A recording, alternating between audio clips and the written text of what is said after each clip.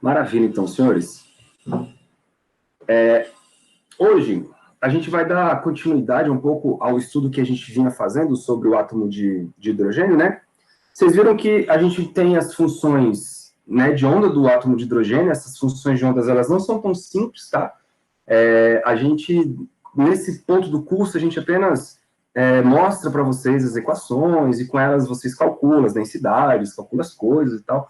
Mas para chegar nessas equações, é um processo bem mais doloroso, bem mais complicado, que vocês vão ver só em outra disciplina. Aqui não, aqui a gente está tendo um primeiro contato, tá bom?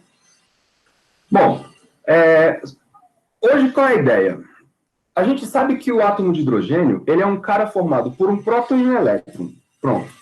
O próton, ele é um bichinho carregado positivamente, e o elétron, ele é uma nuvem, né, um campo negativo.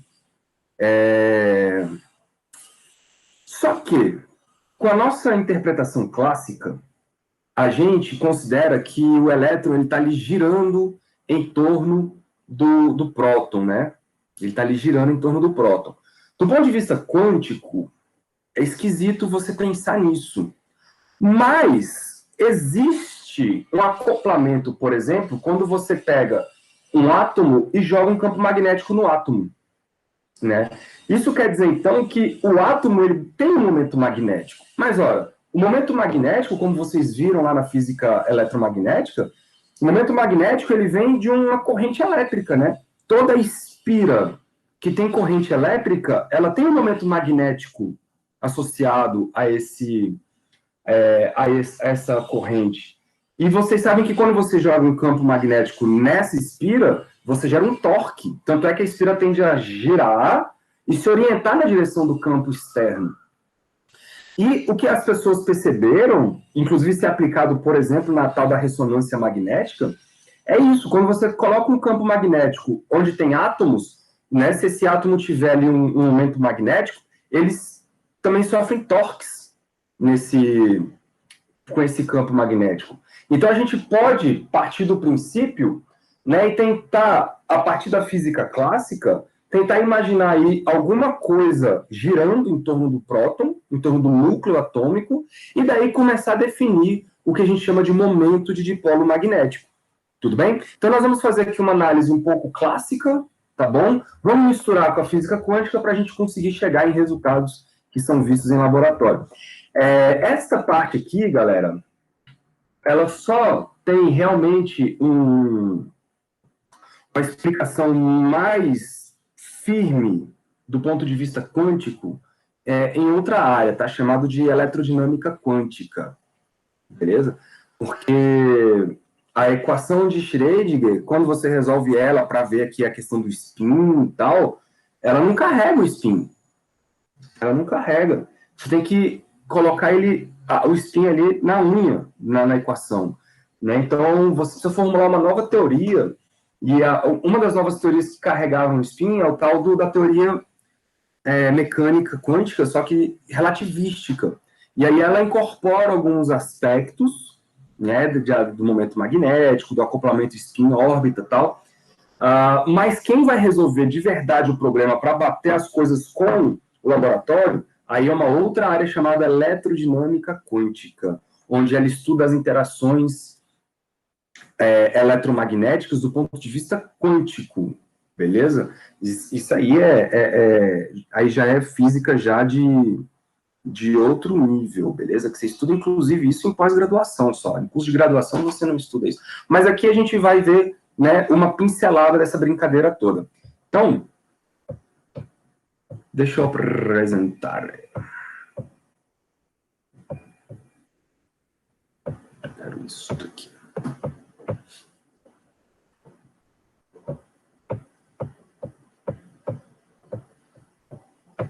Então, vamos lá. Então, a ideia aqui é o seguinte: o que é, primeiro, o momento de dipolo magnético que vocês estudaram lá em eletromagnetismo? Né? Então, vamos lá. Momento. Uhum.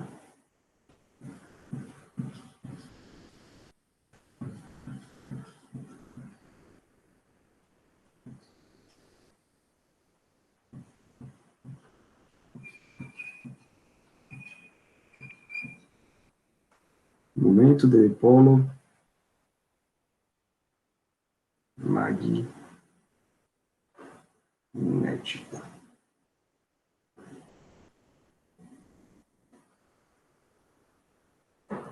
Beleza. Vocês sabem que lá no eletromagnetismo, uma espira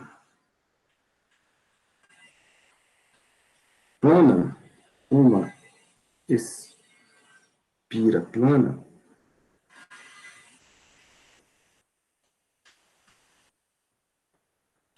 de área A,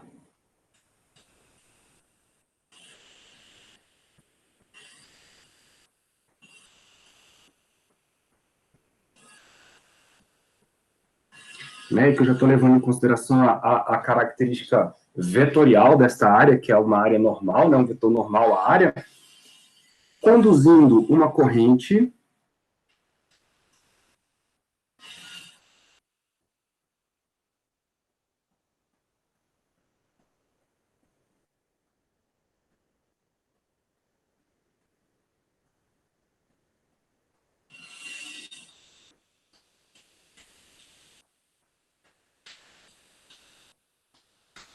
que eu vou chamar de I, ela possui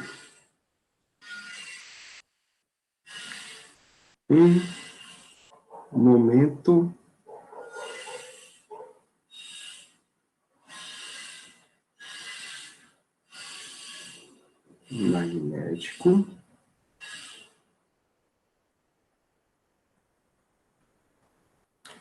magnético dado por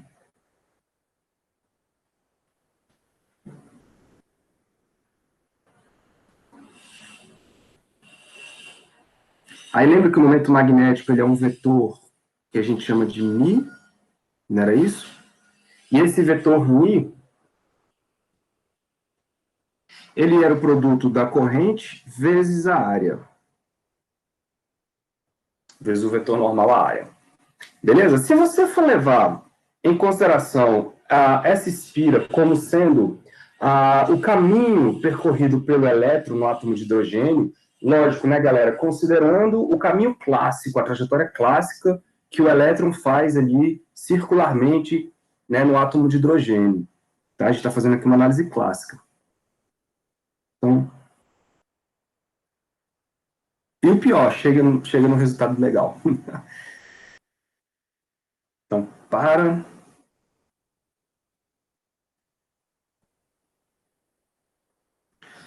o átomo de hidrogênio,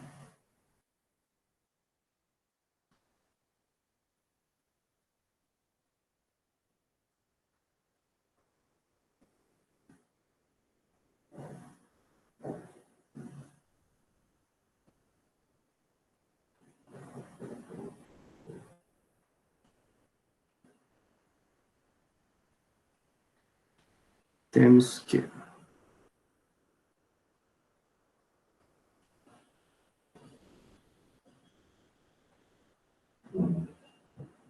então, olha só, vou colocar aqui uma figurinha representando o átomo de hidrogênio.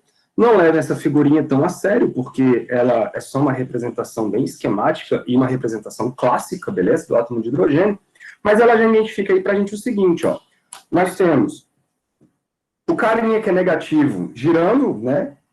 Isso produz, obviamente, um momento angular, né? É como a Terra girando em torno do Sol tem um momento angular. E por que a gente sabe que tem momento angular no átomo? Porque a gente mede ele, beleza? E classicamente, esse momento angular está associado a uma coisa que gira em torno do centro. Esse momento angular, então, ele está associado ao aquele produto, né? R vetor P, deixa eu botar ele aqui em cima, ó. Momento angular vetor, ele é o R raio vetor P, que é o momento linear. E aí ele gera esse vetorzinho aqui para cima, ó. Beleza? É um vetor momento angular. Só que o momento magnético, ele então, pela regra lá da mão direita, lá da teoria eletromagnética, ele vai apontar para baixo. Vai apontar para baixo, por quê? Porque a corrente elétrica, nesse caso aí, gira no sentido horário, né? Se você fizer a regra da mão direita, gira aí sua mão no sentido anti-horário contra o movimento do elétron, você vai ter, então, o momento magnético para baixo. Isso por quê? Porque a carga do elétron é negativa, né? A corrente elétrica é definida como movimento de portadores positivos, e aí, então, a corrente elétrica é no sentido contrário ao de movimento do elétron. Beleza? Isso faz com que o momento magnético esteja para baixo. Então, olha só que doideira, cara. O simples fato do átomo existir, inerente ao átomo, existe, então, o momento magnético gerado pelo elétron, e existe também o momento angular gerado pelo elétron. E descobriram que esses dois caras estão acoplados. Eles vivem juntos. O momento angular para um lado, o momento magnético para o outro lado. Tá bom? A gente vai aqui fazer algumas considerações, olha só. Nesse átomo de hidrogênio, quem é a corrente elétrica? Que eu estou chamando de corrente elétrica. É exatamente um elétron dando uma volta. Né? A gente sabe que corrente é a quantidade de carga dividido pelo tempo, não é isso? Então, eu sei que a minha corrente elétrica vai ser a quantidade de carga referente a um elétron dando a volta durante um período. É isso que é a corrente elétrica aí, faz sentido, né? A área referente a essa espira que eu estou considerando, nada mais é do que a área do círculo da trajetória, πr ao quadrado. E como é um movimento uniforme, a gente escreve 2πr sobre o período. Beleza, galera? Juntando essas três equações, e substituindo lá na equação do momento magnético, a gente chega em algo interessante, olha só. Momento magnético μ, estou calculando o módulo, beleza? Isso vai ser, então, ó, no lugar do I, eu coloco carga sobre tempo. Pronto. No lugar da área, a gente coloca πr quadrado. Só que no lugar do tempo, eu vou trocar pela ideia da velocidade. Então, fica μ é igual a carga do elétron, carga elementar, sobre, aqui aparece um 2πr, sobre V, beleza? Eu vou subir o V, 2πr, V, vezes πr quadration. Então, este R vai embora com este R, este π vai embora com este π, e aí a gente chega na seguinte expressão, lá para cima.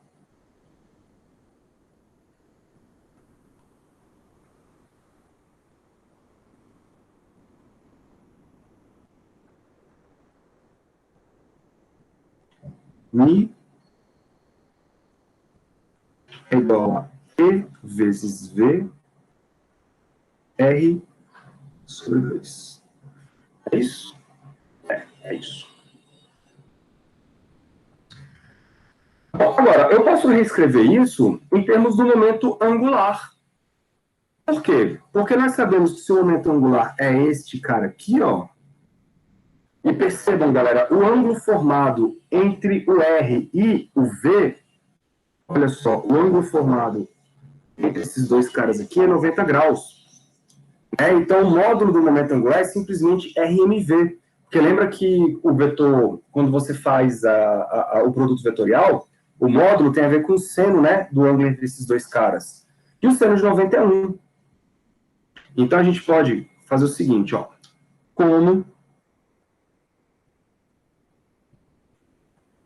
L é igual a RMV, já que o ângulo é de 90 graus, né? O momento magnético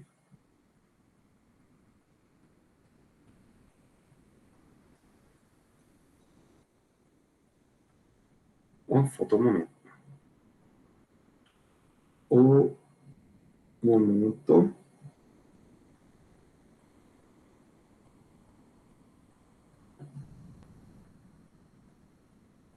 magnético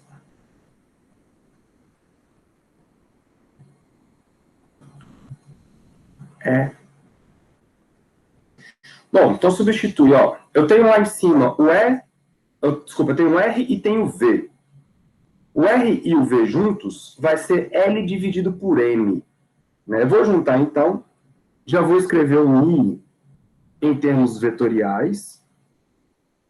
Vai ser, então, menos, porque a carga do elétron é negativa, E sobre 2M, ok?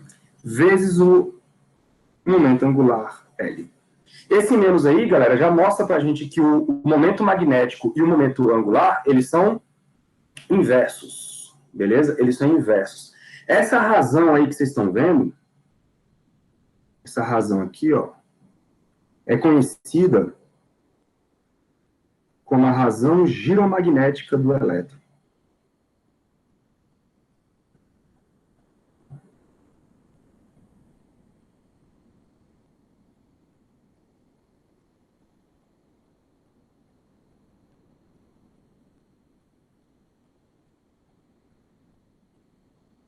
Giromagnética.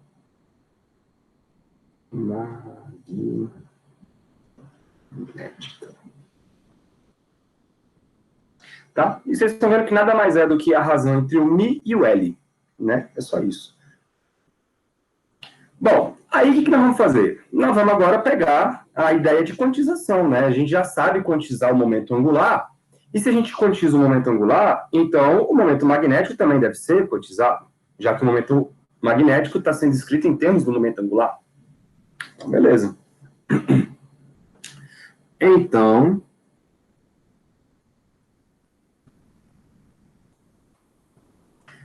pela quantização do momento angular,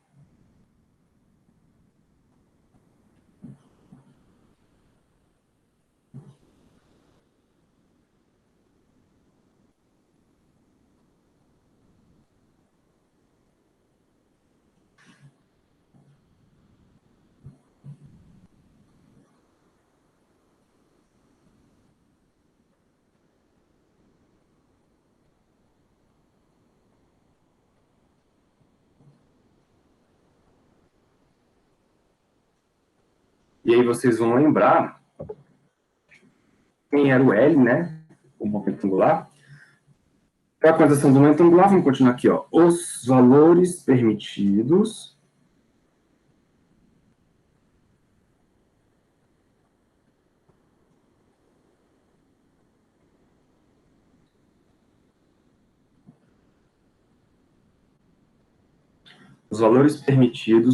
do momento magnético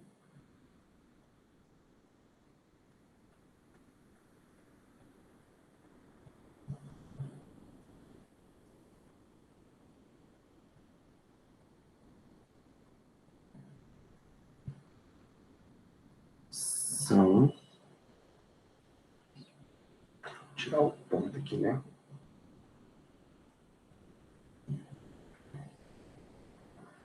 Vou botar em módulo. Mi é igual E sobre 2M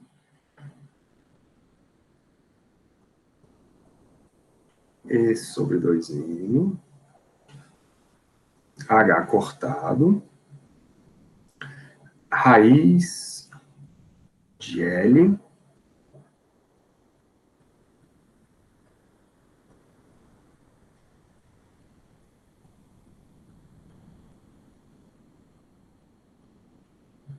L mais 1. Onde, lembrem, esse L determina um estado quântico, né, acoplado lá na função de onda. Esse L representa o estado que o elétron se encontra. Percebam que na verdade, são as órbitas, né? Os orbitais, digamos assim. Percebam que, se o L é zero, então, esse momento angular, ele é zero. O momento angular sendo zero, o momento magnético também é zero. Não é isso? E se o momento... se o L for igual a 1, a gente tem o menor valor possível para o momento angular e logo para o momento magnético. Então, vamos pegar esse L igual a 1 e vamos tornar ele como uma referência, beleza? Que vai ser o menor valor do momento magnético. Ele tem um nome específico. Olha só. O menor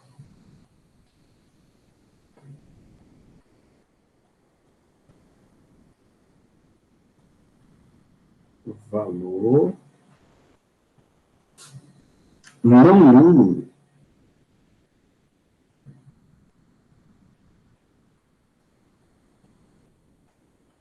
do momento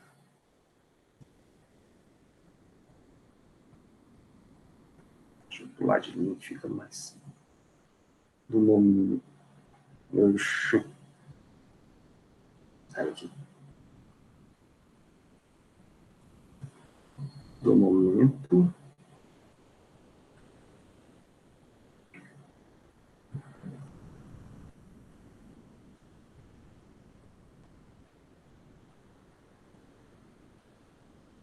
ocorre.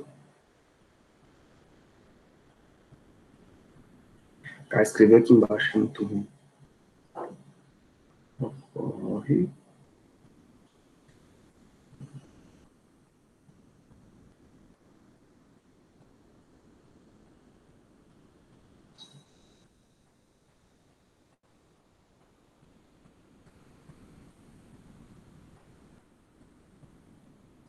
quando L for igual a 1. Certo? Vou botar aqui, ó, uma vírgula.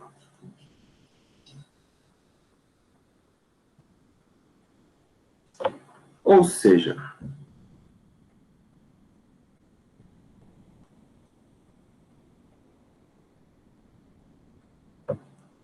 nós vamos ter ali, se você colocar o L igual a 1, galera, você vai chegar na seguinte expressão. Mi, eu vou colocar aqui um B.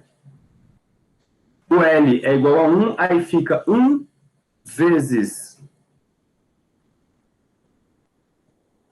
Não, né? L mais, se o L for igual a 1, vai dar 1 mais 1.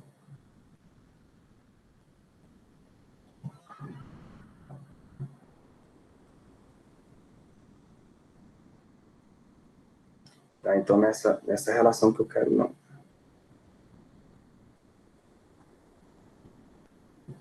Vou fazer assim, ó.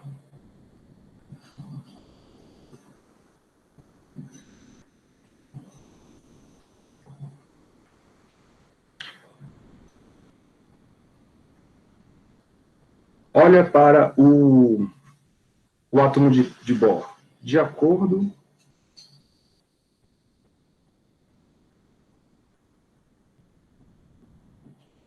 Porque na época da era só tinha isso, né? De acordo com o átomo de Bohr, ou modelo de Bohr, melhor, né?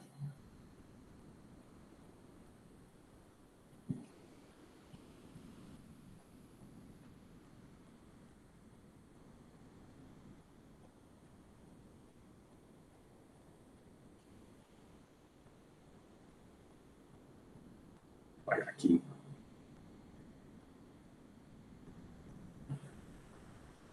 De acordo com o modelo de Bohr, galera, lembra que o L era NH cortado? Né? E aí, isso quer dizer que, ou seja, o nosso momento magnético μ, ele seria dado por E sobre 2M, e aí, ao invés de você escrever H cortado, raiz de L, L mais 1, ficaria só N, H cortado. Não é isso? E aí, o menor valor do N, então, para N igual a 1,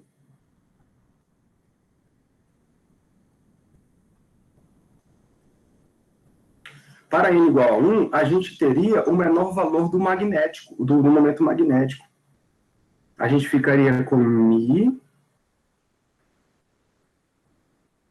EH cortado sobre 2N.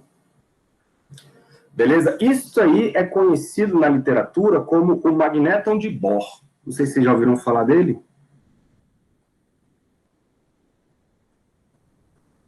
Magnéton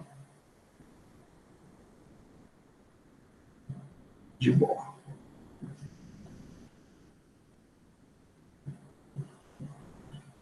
E ele é usado para você contar momentos magnéticos. Então, você escreve, 2 vezes o magnéton de Bohr, 3 vezes o magnéton de Bohr, e assim por diante. Calculado e tanto calculado como visto, né, em laboratório, esse μB, que é o magnéton de Bohr, ele é, cadê eu tenho aqui? 9,274 vezes 10 elevado a menos 24 joules por Tesla. Vizinha, né? Esse é o nosso magnéton de Bohr. Agora, percebam que, do ponto de vista quântico, a gente não consegue medir a direção do momento angular, né? Igual a gente estava discutindo na aula passada. O momento angular, ele é um cara que forma ali, o máximo que a gente pode falar é um cone, né, que aponta para algum lugar. A gente não sabe para onde ele aponta. A gente não consegue medir, né, com precisão infinita. O que a gente pode, né, descobrir é o módulo desse momento angular. Isso a gente consegue. Né? E a componente Z, que é aquela que é importante, porque quando você mete um campo magnético ali, você calcula como que está a orientação desse momento magnético na direção Z, que é a direção do campo que você está aplicando. Então, a componente Z, vou botar assim, ó, a componente Z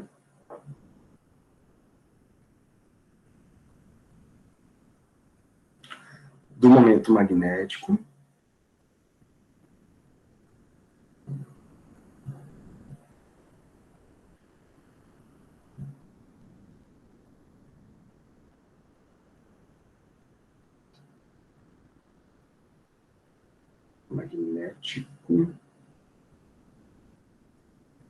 é dada por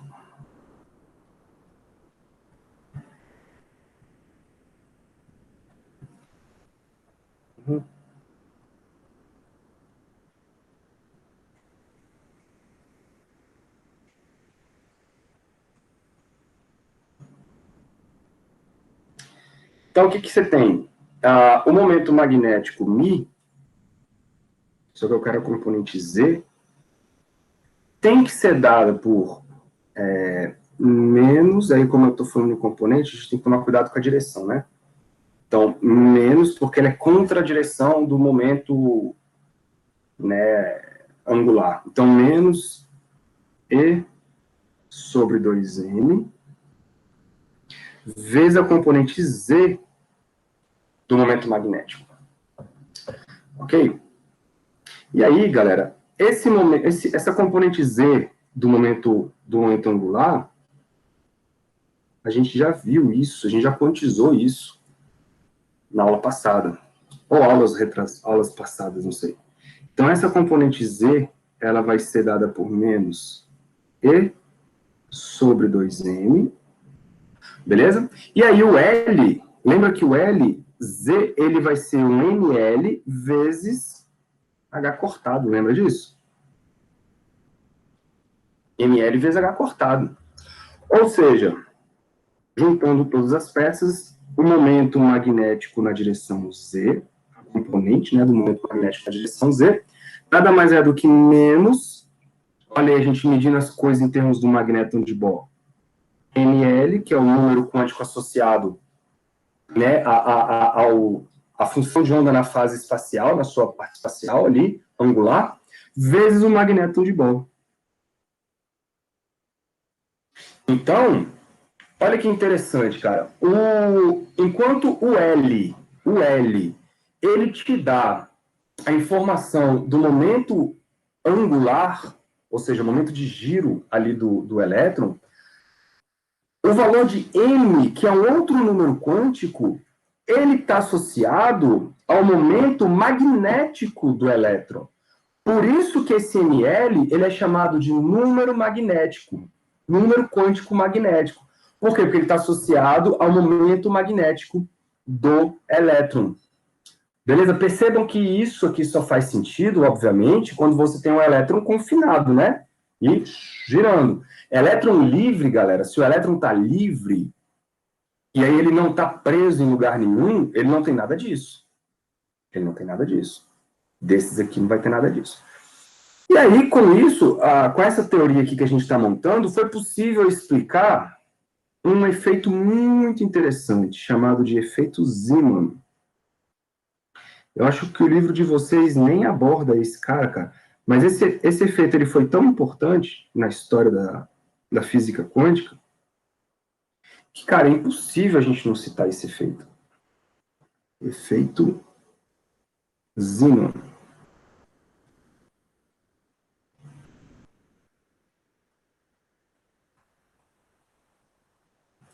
O que é esse efeito?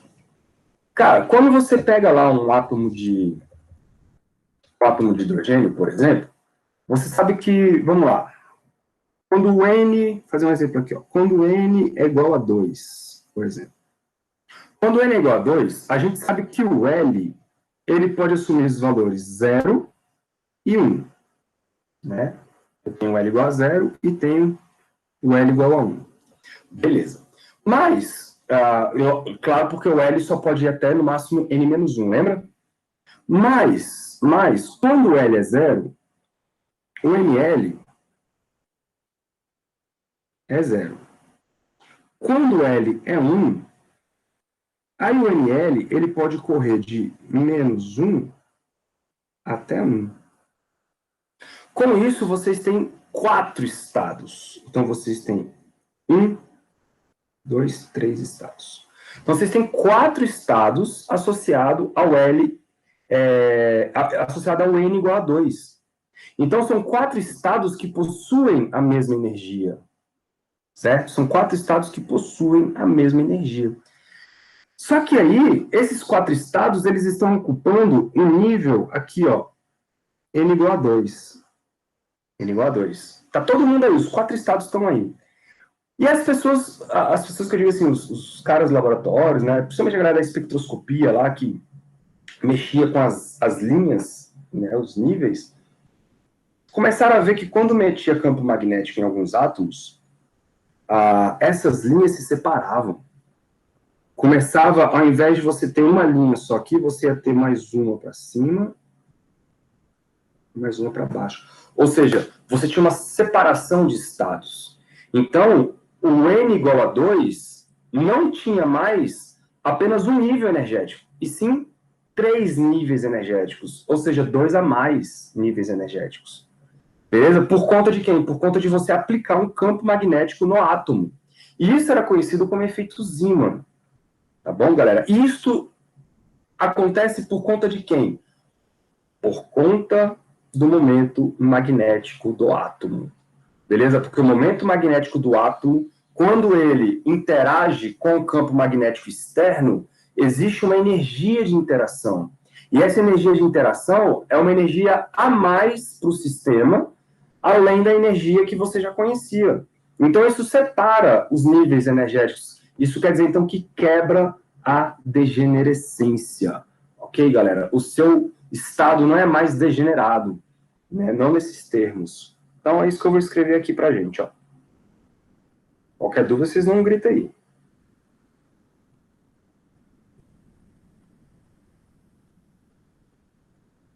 Então, quem é o efeito Zeeman? Vou escrever aqui, ó. Ocorre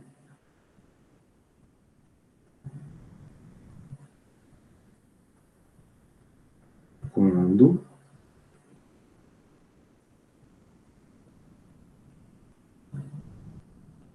um átomo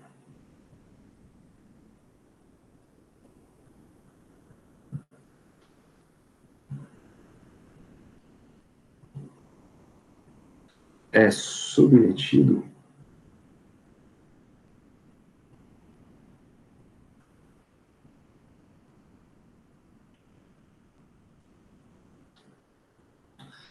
a um campo magnético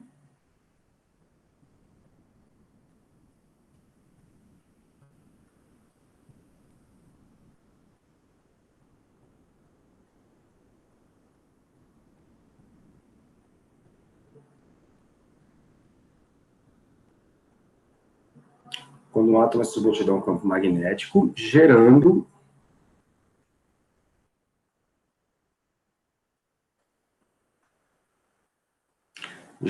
uma quebra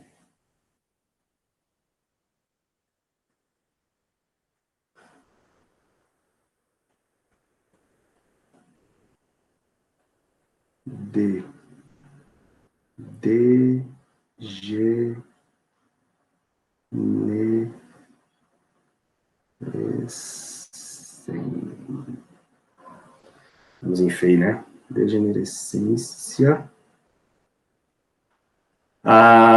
dos níveis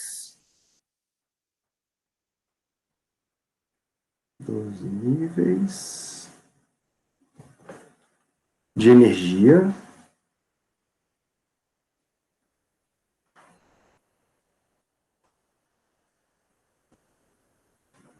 só que não todos, né? Só para aqueles que têm o M igual a zero. Tá bom? Quer dizer, para aqueles que têm um M diferente de zero, porque tem momento magnético. Se não tem momento magnético, não tem interação da órbita com o campo, né? Então, ocorre uma quebra de degenerescência dos níveis de energia para estados, assim, né? Para estados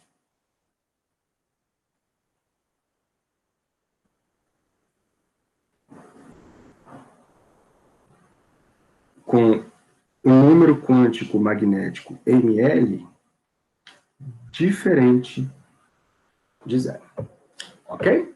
Isso por quê, galera? Porque existe uma energia de interação. E essa energia de interação a gente sabe calcular. Ó, a energia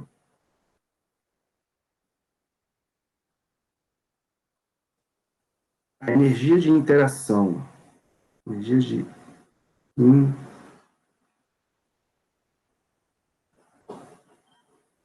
interação entre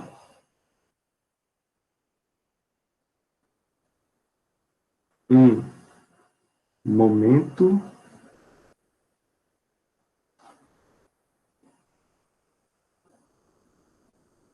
magnético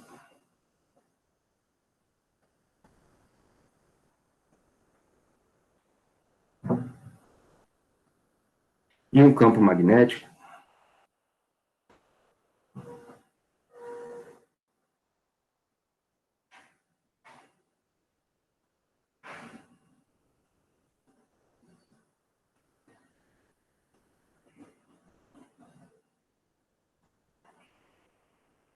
é dada por...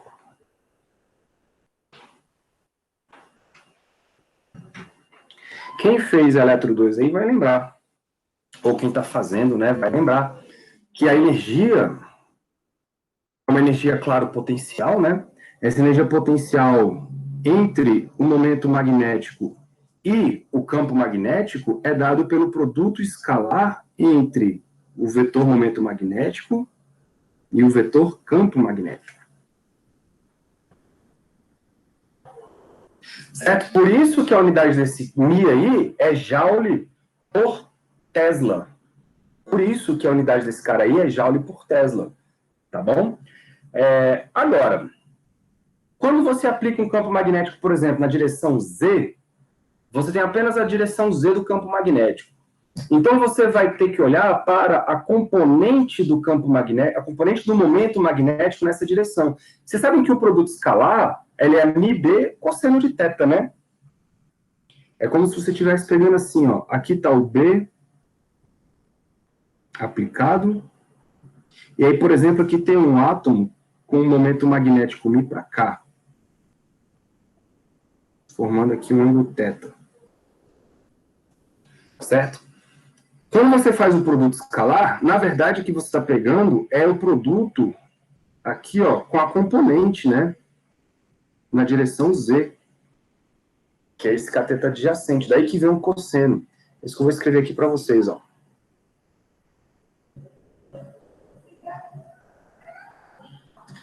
Ó, se um campo magnético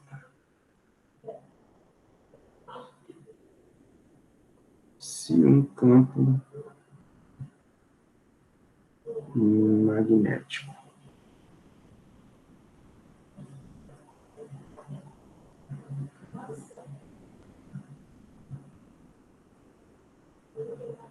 for aplicado na direção Z,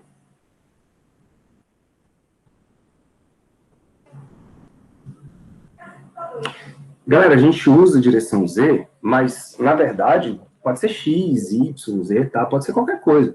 É que a gente escolhe uma direção e a gente chama isso de Z para fazer conta.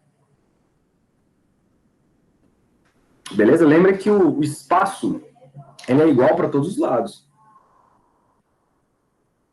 Quando você aplica um campo numa direção específica, é que você cria uma...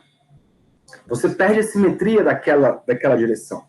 Beleza? Por isso que o átomo perde a degenerescência, porque você quebra a simetria na direção Z. Certo? Quando você quebra as simetrias, você quebra os estados que eram degenerados. Então, se um campo magnético for aplicado na direção Z,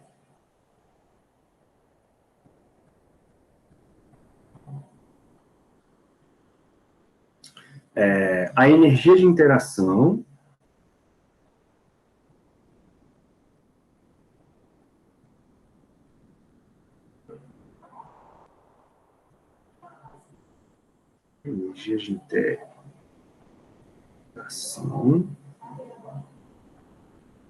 entre um átomo de hidrogênio.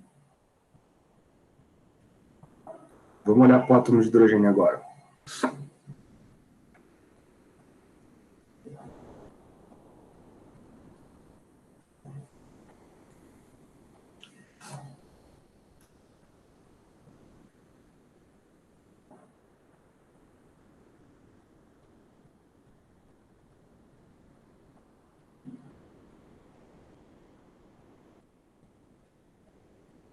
Entre o átomo de hidrogênio e o campo, né?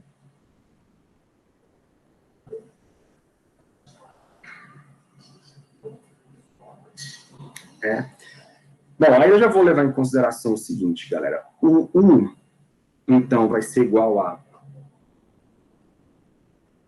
menos mi vezes B cosseno. Beleza? E a gente sabe que esse mi vezes o cosseno corresponde ao que eu estava falando, a componente Z. Então, fica menos mi Z vezes o B. Pode crer? E a gente viu quem é esse mi Z lá no slide passado, ó. Olha o mi Z aqui, do átomo de hidrogênio. É menos ml vezes o magnéton de Bohr. Então, é ele que eu vou trocar. O menos com menos vai corrigir, vai dar um mais. E eu vou ter que a energia 1 vai ser igual a ml vezes B vezes o magnéton de Bohr. Essa é a energia associada. Então, percebam que quando você tem lá um L, por exemplo, você tem lá um L igual a 2, por exemplo. Quantos ml você tem quando o L é igual a 2? Você tem os ml dado por menos 2, menos 1, 0, 1 e 2. Ou seja, você tem o dobro mais 1. Certo? Isso quer dizer, galera, que para cada ml, para cada L do estado, você tem 2L mais 1 estados que possuem energias diferentes. Por quê? Porque você tem 2L mais 1 ml possíveis, né, dentro de um determinado nível. Isso faz com que, quando você aplica o campo magnético, cada nível desse se abre em 2L mais 1 níveis diferentes. Esta é que é a grande jogada da parada. Então, eu vou escrever isso, ó. Dessa forma,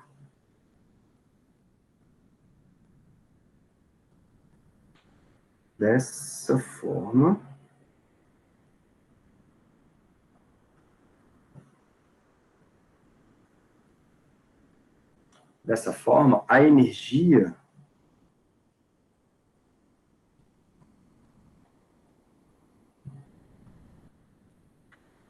de cada estado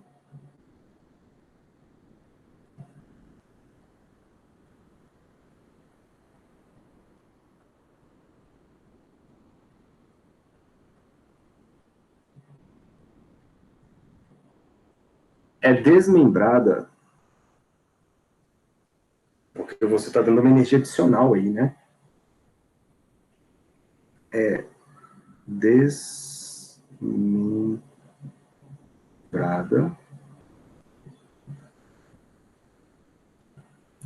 desmembrada em 2L mais 1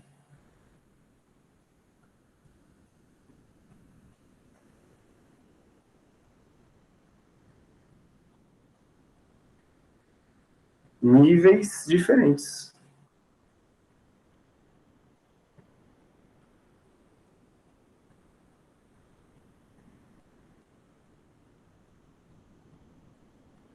Vou botar uma figurinha aqui para representar isso. Será que ela vai caber aqui? Vai, não vai? Vamos ver. Esta.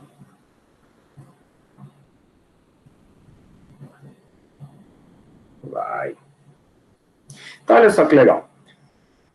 Quando você tem o n igual a 2, por exemplo, igual esse carinha aqui, ó, n igual a 2, você tem possibilidades para o L, né? O L pode ser 0 e o L pode ser 1, né?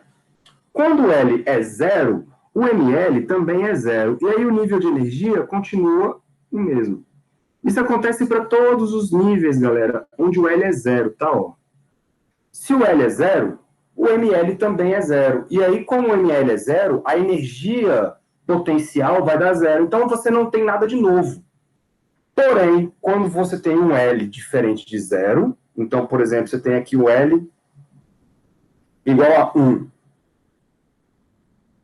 Quando você tem um L igual a 1, aí você vai ter, ó, 2 vezes 1 mais 1. 2L mais 1. Então, você vai ter 3 níveis. Olha só que doideira, cara. Então, você quebra a degenerescência, por quê? Porque a energia não é ML vezes B, né, vezes o magnéton de Bohr. Como o ML pode ter 3 valores diferentes, então nós vamos ter 3 energias diferentes associadas ao mesmo estado, que antes era o mesmo estado, agora não são mais o mesmo estado energético. Beleza? Então você vai ter uma energia para o ML igual a 1, uma para o ML igual a 0 e uma para o ML igual a menos 1. Olha para quando o L for 2 agora, velho. Se o L for 2, o ML pode assumir o valor 2, o valor 1, o valor 0, o valor 1 e o valor menos 2. Então você tem agora 5 níveis energéticos.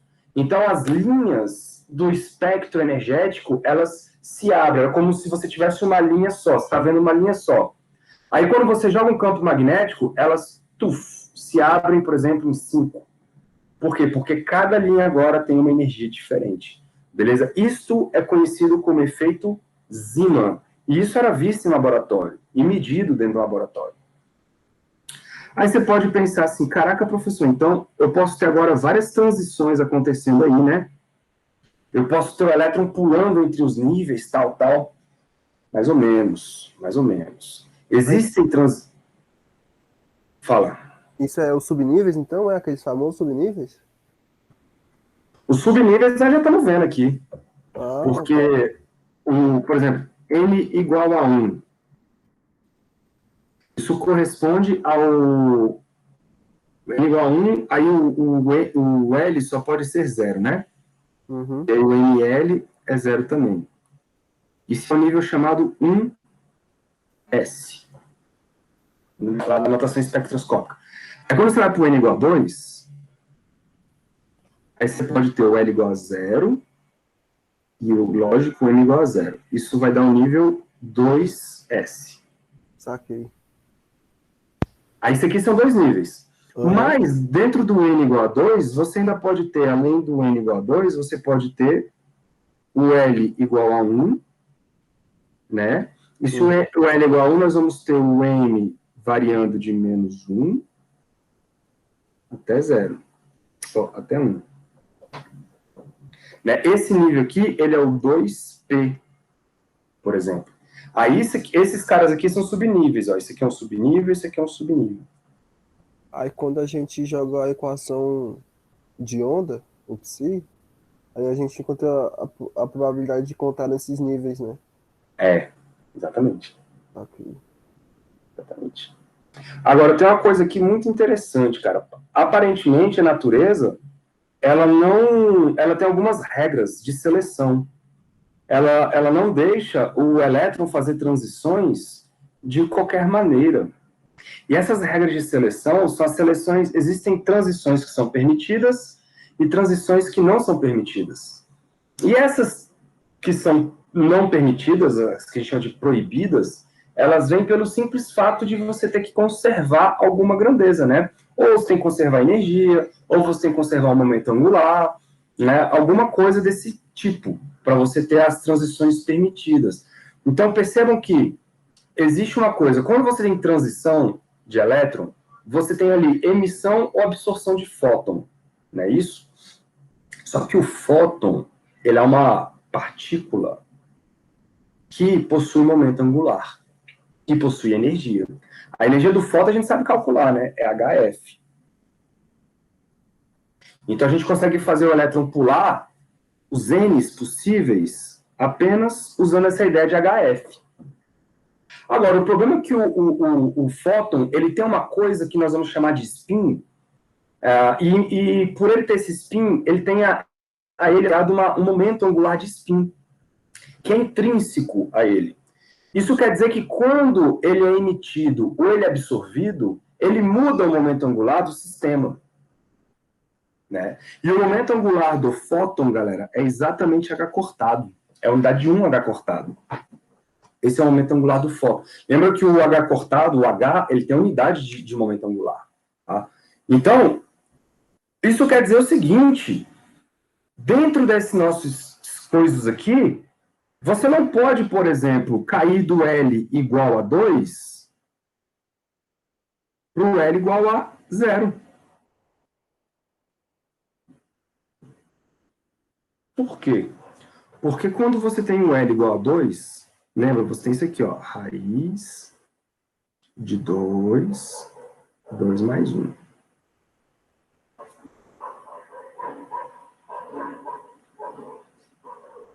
É isso aqui, né? L, 2 mais 1. Quando você vai para L igual a 0, você vai ter, então, um momento angular, vai dar um salto muito grande. Na verdade, não é nem esse número aqui que a gente vai usar, não. Mas a ideia é o seguinte, você precisa ter uma variação de 1 H cortado quando você absorve ou você perde elétron, fóton, beleza? Então, as transições permitidas, por exemplo, aqui, são aquelas que envolvem uma variação do L ou para cima 1 ou para baixo 1. Né? Ou você, se você está com o seu elétron em estado L igual a 2, ou ele pode pular para o subnível L igual a 3, ou ele pode pular para o subnível L igual a 1. Por quê? Porque isso está associado a um fóton que ele vai absorver ou emitir, né? Se ele desce do 3 para o 2, então, ele emite um fóton, e esse fóton carrega o momento angular referente a essa variação do momento angular que o elétron vai ter. Se ele, por exemplo, pular do L igual a 3 para o L igual a 1, ele vai ter aqui uma variação de 2.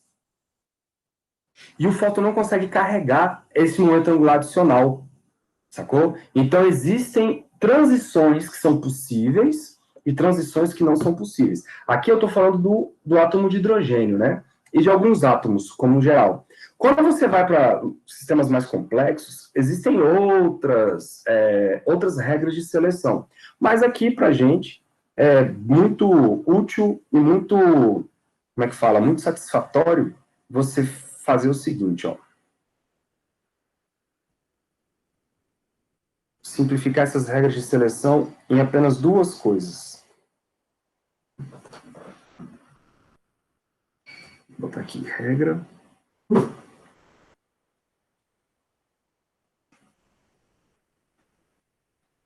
de seleção.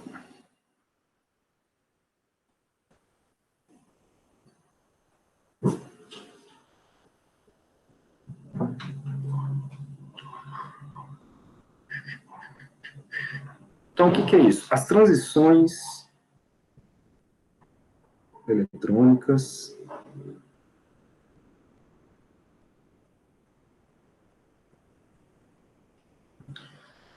Entre os níveis,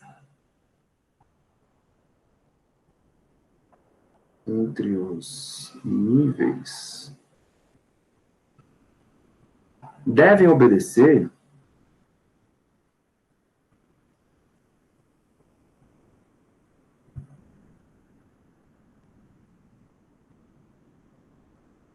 certas condições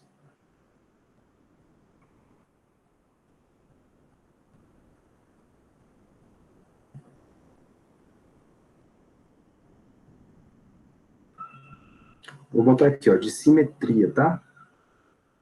Por que de simetria? Porque a simetria está associada às leis de conservação. Igual eu já tinha falado antes para vocês, a conservação da energia está associada a uma simetria temporal. Assim como a conservação dos momentos angulares e lineares está associado a uma simetria espacial. Beleza? Então, para você ter regra de conservação, tem que ter regra de condições simétricas do sistema. Então, devem obedecer certas condições de simetria do sistema.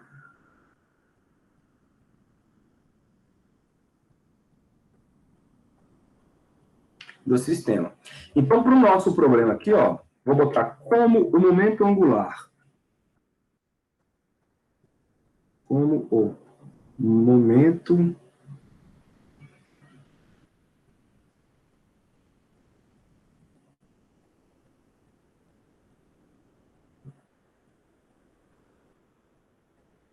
do fóton. Essa é uma professor, mas como é que o fóton tem momento angular se ele não está girando? Do fóton. Aí vocês vão ver, eu não sei se hoje, mas vocês vão ver o seguinte. Existe um momento angular que é chamado momento angular intrínseco. Parece que as partículas, elas possuem momento angular pelo simples fato delas existirem. Certo? E esse momento angular, cara, é chamado momento angular de spin. Beleza? Vou ver se eu consigo falar um pouquinho do spin hoje. Mas eu não sei, eu acho que é melhor deixar para sexta-feira. Vou ter que parar no meio do caminho. Mas existe um momento angular chamado momento angular de spin, que é uma grandeza que é intrínseca à existência da partícula. Então, por exemplo, o elétron, se ele existe, ele carrega um spin dele. Assim como o elétron, por ele existir, ele tem a massa dele, certo?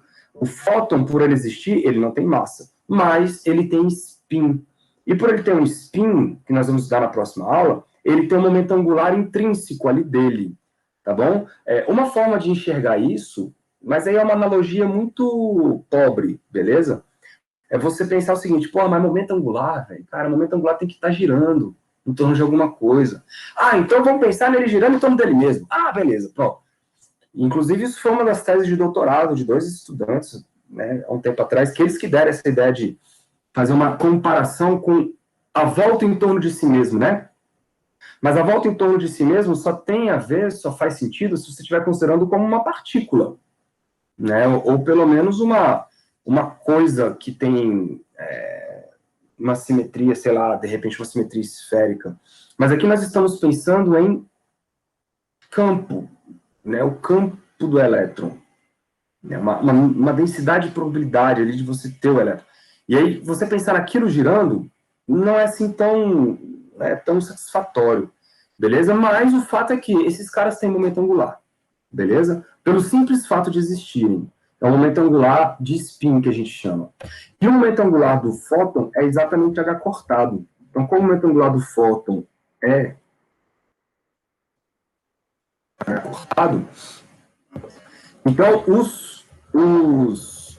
a seleção, né, dos níveis só pode acontecer de maneira que a variação do L seja igual a mais ou menos 1, beleza?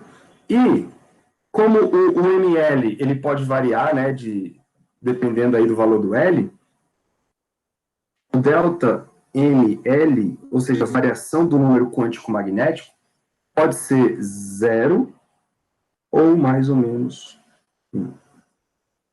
Tá bom? Exemplo.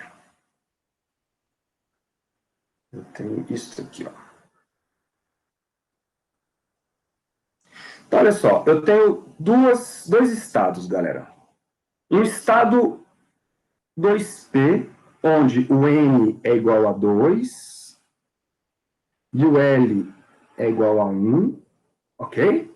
E eu tenho um estado 3D, o N é igual a 3 e o L é igual, a gente vai escolher o L igual a 2, tá bom? Para a gente poder pensar nisso aí.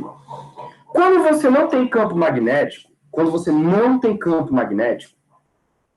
a única transição possível é essa aqui, né? Ó, do L igual a 3, do N igual a 3 para o N igual a 1, N igual a 2. Né? É claro que se você não olhar para como é que fala? Você pode variar do N igual a 4 para o N igual a 1, sem problema algum. Não tem problema nenhum.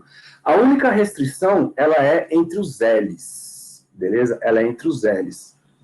Isso quer dizer o seguinte, galera, eu não posso ter, por exemplo, transições do 4S para o 3S. Olha que doideira, cara. Por que eu não posso fazer isso? Porque eu não posso sair de um orbital S e ir para outro orbital S. Por quê? Porque se eu faço isso, eu estou indo para um momento angular igual. Mas se eu estou liberando fóton, eu preciso cair num momento angular diferente.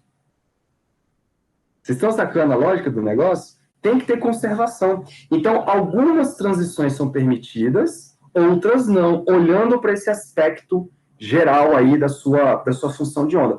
Quando você tem campo magnético jogado em cima do átomo, então, aí a coisa fica mais complicada.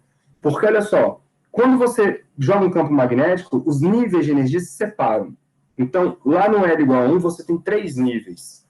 Lá no L igual a 2, agora você tem 5 níveis. Aparentemente, você poderia pensar que você tem um bocado de possibilidade de transições entre os níveis, né? Não tem, não. Você só pode ter transições obedecendo a regra de seleção, onde o ΔL vai ter que ser mais ou menos 1. Ou seja, se você tiver, por exemplo, você está no nível 3D, então você automaticamente está com L igual a 2. Você pode cair para L igual a 1? Pode, beleza. Então, essa condição está satisfeita. Essa condição está satisfeita.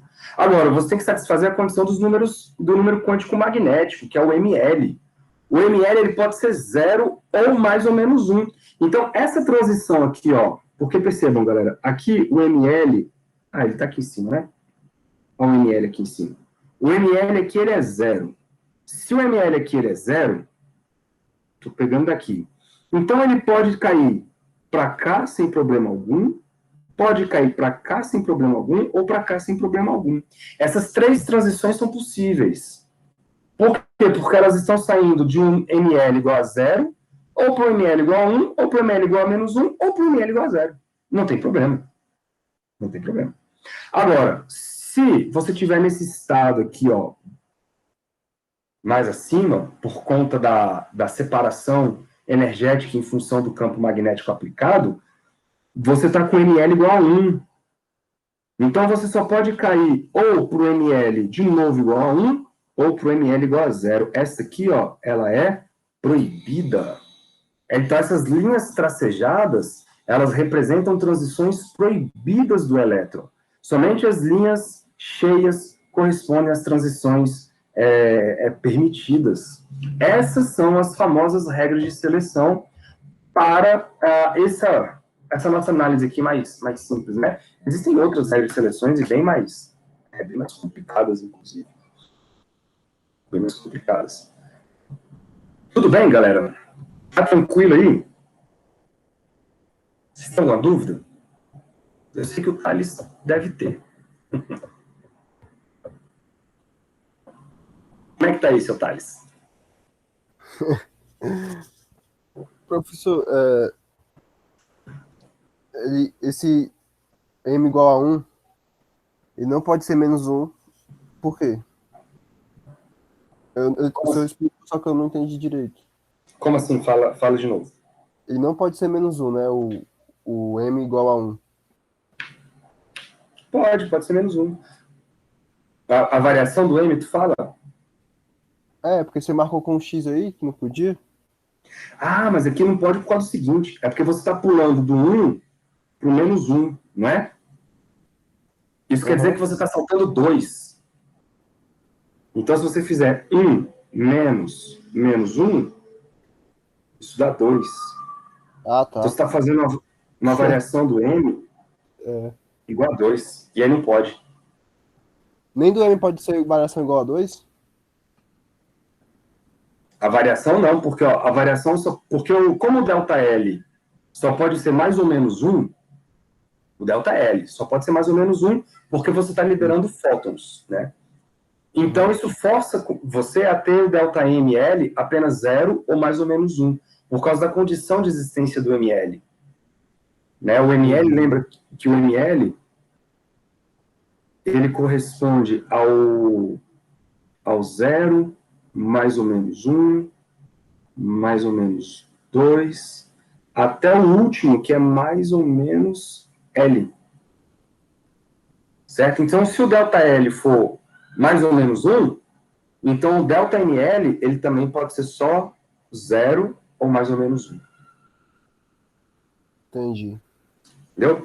Se, por exemplo, o elétron pudesse liberar, emitir uma outra partícula que não fosse o fóton, com um momento angular diferente, aí você poderia ter transições, né, onde o delta L pudesse ser 2, por exemplo. Aí você teria outras opções de transições, mas o fóton tem H cortado de momento angular, então não tem muito o que fazer, não. Interessante. Interessante, né? Aham. Ai, ai.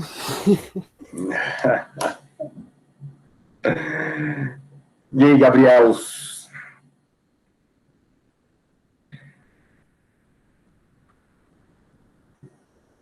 Tranquilo para vocês? Isso aqui?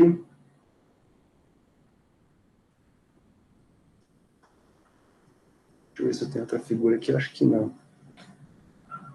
Não. Eu não quero começar uma coisa para ter que parar no meio do caminho, tá? Próxima aula, galera. Então, eu vou falar sobre o spin. A gente vai entrar nesse mundo aí chamado mundo do spin.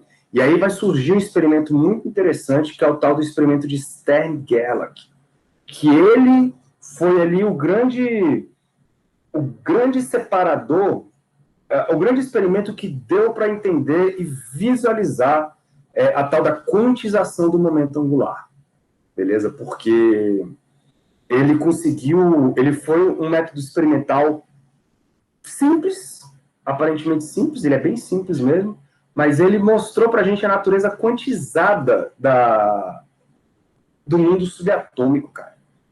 Ele mostrou para a gente isso. E com ele você consegue, por exemplo, ter a ideia de como preparar um estado quântico através do experimento de Stern-Gerlach. Beleza? Eu vou falar disso na próxima aula, porque eu não quero começar e ter que parar, porque esse é um assunto bem, bem abstrato, né? E assuntos abstratos, assim, a gente tem que ter um pouco mais de calma e paciência para a gente poder andar para frente. Fechou? Alguma dúvida, senhores? Tá tranquilo, né? Que vida bacana. Que vida bacana. Acho que tá de boa. Deixa eu parar essa gravação aqui.